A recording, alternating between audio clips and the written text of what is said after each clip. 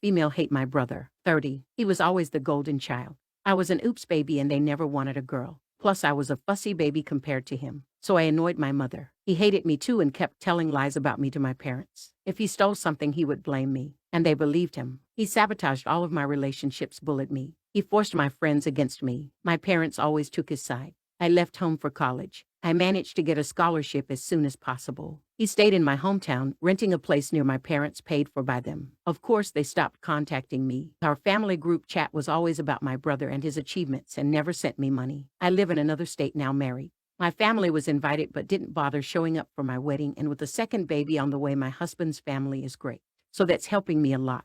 My parents are very traditional, male head of the family tradition. All this crap. So my brother coming out shot them. They absolutely demand blood-related descendants to carry on the family name. I should mention that my kids and I all have my husband's surname. Adoption is not an option. They accept only proper marriage. So out of the blue, my brother contacted me. Apparently my parents will disown him. He lives off their money, has never worked unless he fixes the relationship with me so that they can lay claim to my children, since he is the cause I drifted away from my family. He isn't the sole cause. I blame my parents. He actually flew to my state, cried a lot, and blamed all the bullying on his stress from being in a closet, yada yada. I told him to buzz off. My family is dead to me and I don't care about him. He's now saying how I'm petty, willing to ruin an adult's life over childhood's lights. Also, he says I'm phobic, etc. because he's gay. But I refuse to be back in contact with my parents as a backup source of blood-related grandbabies now that their golden child has failed them. So am I the idiot for not forgiving my brother and forcing parents to disown him at it?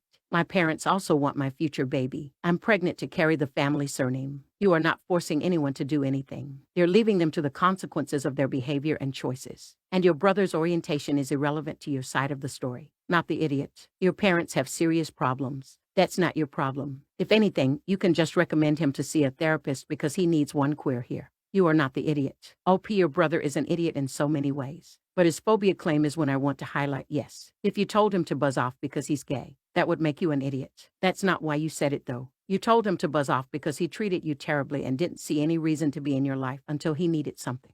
That something being you and your family having contact with your wildly toxic parents, frankly. I don't care if it really was just the stress of being closeted that had him acting that way, which I don't buy at all. That doesn't justify anything. If he calls you names for not accepting his non-apology, again, laugh in his face as you shut the door on it.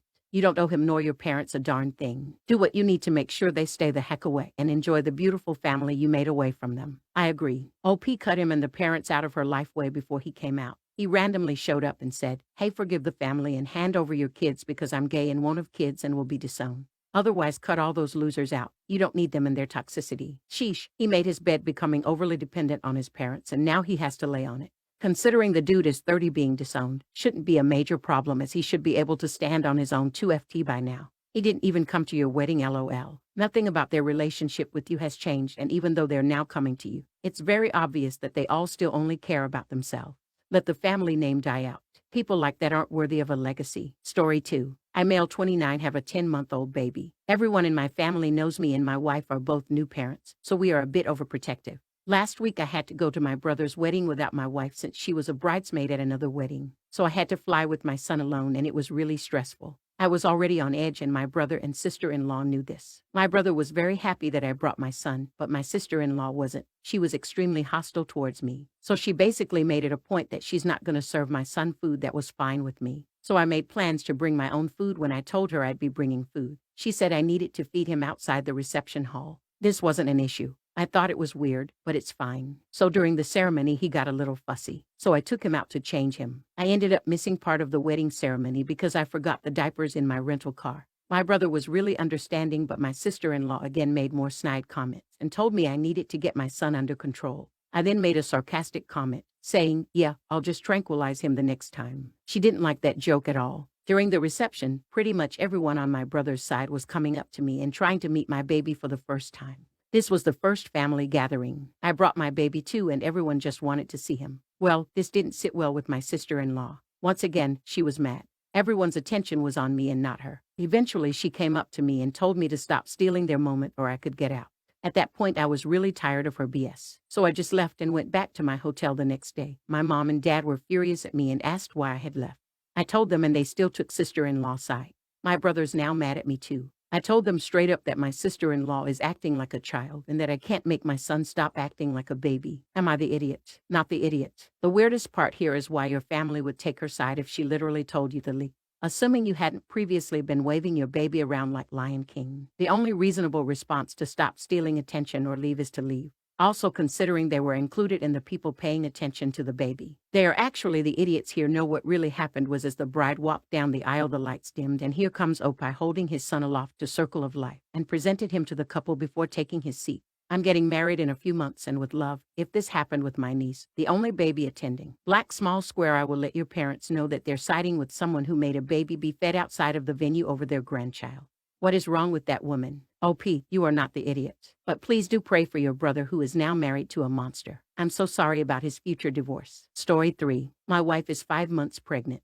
As of now, this baby is technically our second because she lost the first one. The problem is that my wife is constantly angry, anxious, or moody, not normal hormonal moodiness that arises from pregnancy, but a tad bit extreme version of it. I don't know if it's a subset of our previous pregnancy loss. She sees a therapist, but she continues along her way. I've also spoken to her again, and she mentions it could be past trauma from loss or outbursts due to hormones.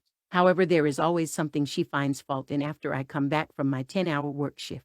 The tiredness aside, she would start trivial arguments even about things like me buying the wrong shape of carrot, or if I switched to my TV channel to relax even though she wasn't watching it in the first place. A few times a month is understandable, but this happening every is taking a toll on me. She constantly says absent-minded things like quit work or take out loans for now and stay with me, and while I would love that, who would pay the bills and who's going to repay the loan? I'm losing sleep and getting more annoyed as the day goes by. She also has insomnia and unnecessarily keeps me awake by pestering me about whatever will become with the health of our baby, which makes me scared too. It makes me overthink and be awake for the whole night. I reassure her that everything will be all right, but somehow she just gets even angrier. She also leaves around 60 to 90 missed calls a day while I'm at work or especially when I'm at meetings. So seeing all this, I realized that she requires constant companionship to guide her through this pregnancy. So I called up her mother and father and gently requested they temporarily look after my way. For the time being, they are both retired and happily agreed to take my wife in. However, when I told my wife, she took it as me absolving myself of responsibility, even though I planned to call her every day and visit her for the weekend. She's calling me an idiot for entrusting her with her parents. Although personally it seems like I'm doing her a favor to combat her loneliness and get guidance from her parents. Am I the idiot? Here for killing 2 birds with 1 stone and having peace of mind and ensuring her needs are taken care of by having her parents take over her care. I'm gonna say not the idiot, but 60 to 90 calls a day. And the other behaviors you describe are way beyond normal anxiety and into needs intervention. Something is very, very wrong and she needs help that I doubt her parents are qualified to give. I'm not saying that staying with them isn't an option to give you the space. Insanity. You need to continue being the sole breadwinner. But it can't be the only response. I agree that her parents aren't qualified to get her 100% of the help she needs. But sometimes just the presence of supportive people nearby can be a positive help when going through an episode like that. She's alone for 10 plus hours a day when staying with her husband, and that's just not the best environment for her considering her anxiety, trauma, and needs as a pregnant soon-to-be mom. Not likely she's pregnant. Hormones play a huge part in depression. She needs a doctor. It's not likely going to her parents will do anything positive, especially since she doesn't want to go OP. I would talk to her therapist and OBGYN to let them know the extent of her behavior. 60 to 90 calls a day and begging you to quit your job to stay with her while also picking nonstop fights and keeping you awake. That's not hormones. That's a mental health crisis. Shame on her therapist and Dino for not being more proactive in saying, hey, this could be prepartum depression, pregnancy, psychosis, or a trauma response. Here are some options. I think the first step is getting her parents to visit and getting her counselor a little more involved or replaced. This could easily devolve into a serious situation extremely quickly. Maybe another option would be to have her parents stay with y'all and tag team with her. I could see more eyes being better than the current situation, or shipping her to her parents. Story 4. About 12 years ago, I, 45 female, married my husband John, 44, when we got married. I had a daughter, Jane, who was now a teen, while John had a son who is now 21 years old. Jane's dad and I have an excellent relationship. Before we started dating, we were best friends and agreed to break up less than a year into it. A few weeks later, I found out I was pregnant.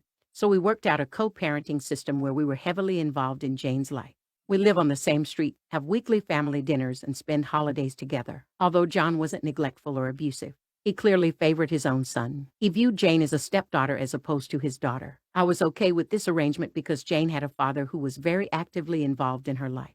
His son transferred to a new school this past year and moved out of her house. Since then, John has started being much more fatherly towards Jane. He went from occasionally checking her grades, keeping her on a loose leash and going to the occasional orchestra concert to checking her grades nightly and talking to her if anything fell below a B. He also made sure he knew exactly where she was going and when she was leaving, frankly.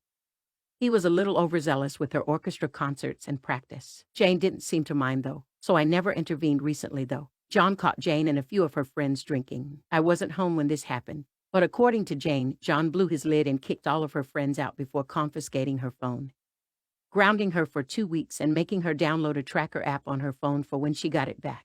I was furious in my and Jane's father's opinion. John's punishment went completely overboard. I asked him why he thought it was his responsibility to do anything more than kicking her friends out. He said that he's been in her life for over a decade and he had a right to punish her as he saw fit. Here's where I feel like I might be the idiot. I told John to stop acting like Jane's father because he wasn't in any sense of the word. John got really angry and stormed out. I feel bad because it was pretty cruel and clearly struck a nerve. But I don't think I said anything inappropriate. Not the idiot. He doesn't get to play daddy because his boy isn't there anymore. He also has zero rights to track your teenage daughter. That's creepy in my opinion. No matter what she's done, I have to say everyone's the idiot. SLP should have spoken to him when he started micromanaging her daughter. Letting him become overbearing and checking her work and grades every night is ridiculous. She needs to call him out on his change in behavior and tell him that missing his son is no excuse to be controlling like this. He needs to back off. He will not be monitoring her daily. He will not be controlling every action she takes, and he will not be tracking her either. You are the idiot. He is your stepfather and he should have a role in her life. Your words went way overboard. You married John when your daughter was very young. He is a father figure in her life, and finding her drinking is serious. You two need to sit down and hash out how you parent Jane because he is responsible for her. Story 5. We had some financial setbacks and were in a bad spot. So my husband approached mother-in-law about staying with her to get back on our feet. This was a hard step for me and I know it was mega generous on her end. Mother-in-law's house is huge. It is like 4 to 5 bedrooms, 3 bathrooms, a home gym and an art studio. So I thought we could make it work. My kids have been waking mother-in-law. I'm doing everything to keep them quiet, but with a baby and a toddler that sometimes feels impossible, and mother-in-law likes to sleep until 9:30, usually closer to 10. At first I felt awful when we woke her up, but lately she's been crying over how sleep-deprived she is despite getting over 8 hours a night. Also, her fake crying is just bad. It doesn't produce tears. Mother-in-law's husband has been getting very concerned about the crying because in general, she rarely cries. It has become this routine of him comforting her every morning while glaring daggers at me. It has affected how he treats me and he's beginning to get very rude. He has also been bribing mother-in-law with various stuff to get her to stop crying. I sat down and tried to talk it out with mother-in-law. I said as nicely as possible that she and her husband have a lifestyle that doesn't match up with 99% of people. She has never worked. He doesn't really work, maybe a few days a month, and I know she's always had the freedom to do whatever she wanted. Still, I have 2 little babies and I'm trying my best. Mother-in-law said she gets that at the moment, but when she wakes up, she's just angry. She admitted that it was worse on me than on her and said it was fine. Well, the next morning, mother-in-law came down clearly angry but didn't start with the fake tears until her husband got up. He immediately gave me a death stare and began hugging her and comforting her. I finally snapped that this is ridiculous. She's crying about not being able to sleep until 10 as if that's a normal need, and he needs to stop coddling her because he's the reason she continues to fake cry. Mother-in-law got mad and said I know she has dry eyes and that's why she doesn't produce tears. She does need eye drops sometimes. But come on, she said, how dare I yell at her in her house, and maybe I'm mad because my husband wouldn't comfort me. But that's my problem. Yeah, you are the idiot. Even if she's being ridiculous, which most people would think an adult sleeping till 10 would be, heck, even if she is fake crying, it's her house. She's doing you a favor. If her schedule doesn't work for you and your children find somewhere else to live, okay. I was with you about having trouble keeping the kids quiet until 9:30 or 10. Unfortunately, you lost me when you sent mother-in-law down to talk about how her habits aren't normal, and you have it worse. Try again, and this time acknowledge her generosity and letting you stay with them and discuss options for how best to let her sleep and while still being able to care for your babies. Is she being unreasonable? I mean, probably, but it also sounds like she doesn't actually want you living here, but was just unwilling to tell your husband no. Everyone is in a bad position and everyone is handling it poorly. Where is your husband in all of this? What is he doing to run interference between you and his mother? Not the idiot. Your mother-in-law is being dramatic and should be more understanding. Why she just blaming you for the crying and not your husband too? Aren't they both of your kids? You would think the in-laws would have known what they were getting into when housing a family with young children. Can't she get earplugs or run a box fan or other white noise? Hopefully you can talk it out in the short term, but you need to get your finances in order and move out of SAP.